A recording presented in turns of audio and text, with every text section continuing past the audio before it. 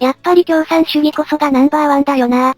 共産主義の下ではみんな笑顔で労働に勤しんでるからね。ああ世界中が共産主義の下で一つにならないかな。そうすればきっと戦争のない平和な世界になるのに。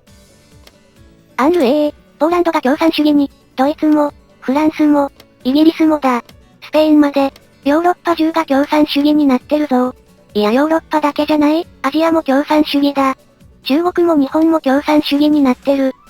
いやこれはもう世界中が共産主義だ。でもこれでよかった。共産主義は戦争を嫌い平和を愛する政治体制。民主主義とかファシズムの奴らがいない今、もうこの世界では戦争は起こらないはずだ。ということで時間を進めてみよう。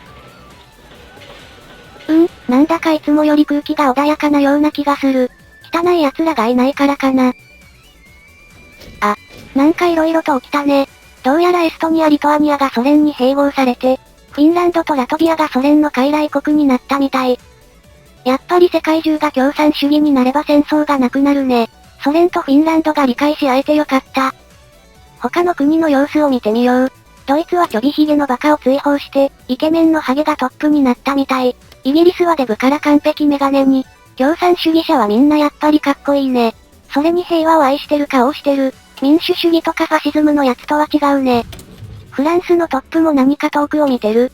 きっと平和な未来を見据えてるんだね。エチオピアで戦争。まあこれは共産化する前から戦争してたからセーフ。戦争を始めたのはファシズムの奴らだから。ユーゴスラビアも共産主義になれてよかったね。きっといろんな民族の人が分かり合えると思うよ。また戦争を一つ減らしてしまった。これが共産主義の力か。イタリアも共産主義になって。なんかいい形に見えるね。スイスもすごくかっこよくなったな。一緒に。